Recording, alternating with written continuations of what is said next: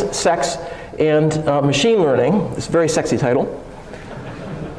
By the way, I'm pretty sure the sold out here refers to his lecture and not to him.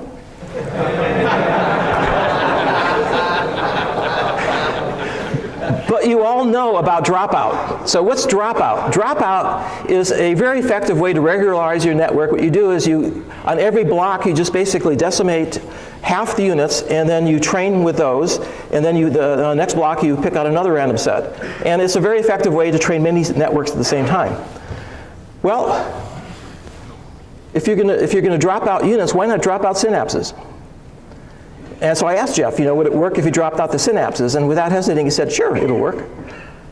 But I don't think anybody's ever tested it. Why not drop out synapses? You have, okay, does it work?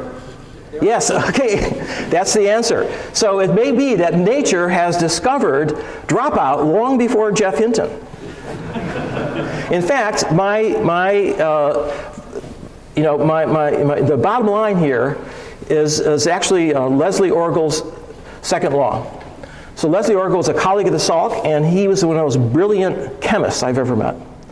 And his mantra, or his second law, I mean, this is like, a lifetime of experience boiled down into a simple law. The law states that nature is more clever. And I think that we have a tremendous amount to learn because nature has explored all of these avenues long before we were around and has gotten them all to work in ways that we just are beginning to appreciate. And I just want to thank you all for your attention.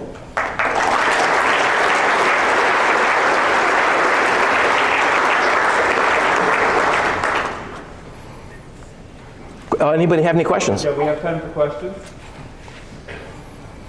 By the way, this is a sunset where I work. You can look out at the ocean when it's not raining. Thank you very much. I was just wondering if the reward expectation which you touched on, is the hippocampus active often in a person's expectation of reward, or would that only be when they access episodic incidents from before? Okay, what seems to be happening, and the psychologists have really studied this with fMRI, is that when you are planning the future, what you're doing is instantiating a state in the cortex from the hippocampus of an experience you've had, and you evaluate it in the current context. And that you use your reward prediction system in order to be able to test possible future actions given the context you're in. So it's really quite remarkable that the very same parts of the brain that are active when you're remembering the past are active when you're planning the future. Thanks.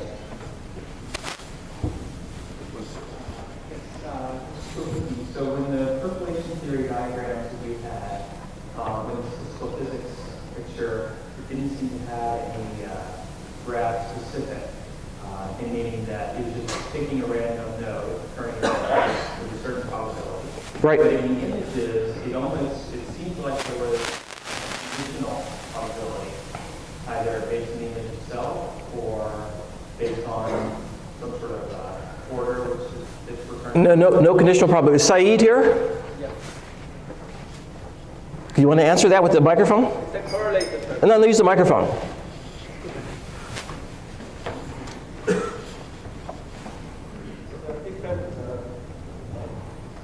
Is this on? Yeah. So there are different kinds of calculation.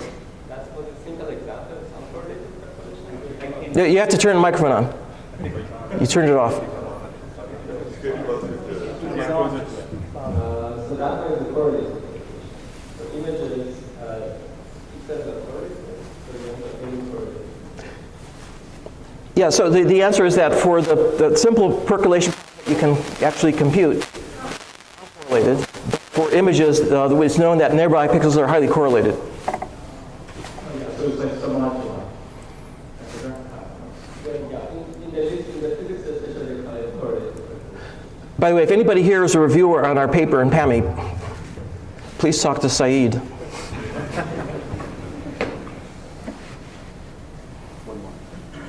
In one of your slides, you point out that some of the architecture is allowing us to sort of have a quick response. I wonder, of course, there's this now popularized theory of fast thinking and slow thinking, right? And is there any biological insight that Okay, yeah, that's something that is under active investigation, and here's the bottom line. The bottom line is that most of what happens in your brain is inaccessible to your consciousness. It's unconscious processing. All this priming is unconscious. You're not aware of it. But by testing later, you can actually access it and prove that, in fact, the trace of the experience is there. In fact, for people who are amnesic, who have had damage to the hippocampus and basically cannot remember from 1 minute to the next, who you are if you go out of the room, these people have perfect priming. So it means that it's something that is occurring in the cortical mantle, is unsupervised. It doesn't depend on what you're thinking about. Now, you were talking about the fast thinking and slow thinking, Danny Kahneman's book. One of the beautiful parts of the book is that it does map really well onto what we know about the brain. Basically, this unconscious part probably is the basal ganglia.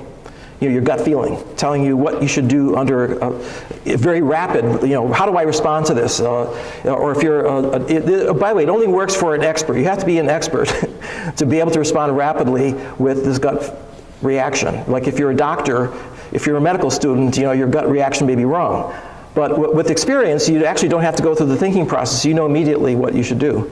And it's clear that this is something that nature optimized. When you're in trouble, then you can't just time out, sit down, let me go through my memory and try to reconstruct everything. By that time, you're going to be eaten by the tiger, right? So what you need to do is develop a system that is fast, quick, and is more or less right most of the time, and then have another offline system that allows you to return and go over maybe optimize into the future. So that's one of the secrets, one of the tricks that nature uses to help us survive. Okay, thank you.